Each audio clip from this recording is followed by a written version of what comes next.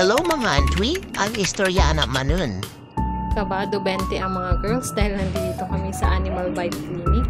Ilang beses na rin kasi sila nakakalmot ng mga pusa, kaya naman napagdesisyonan ko na talagang ipa-inject na sila. Ikaw, pas ka na. Tapang naman ng ate ko, talaga namang papikit-pikit lang tapos hindi umiiyak. Sabi ni nurse, delikado din daw pala talaga kahit kalmot lang ng pusa. Kaya, ayan, buti nga, dinala ko na sila dito agad.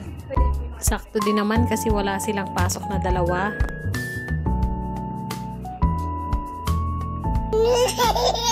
Ikaw naman, next.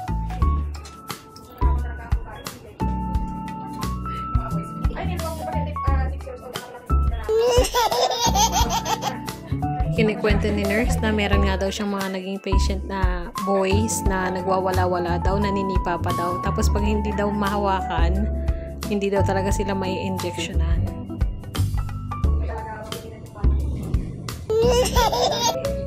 Tapang din naman talaga ng bunso ko na yan. Pumipikit-pikit lang pero hindi umiiyak. Napakagaling. Very good.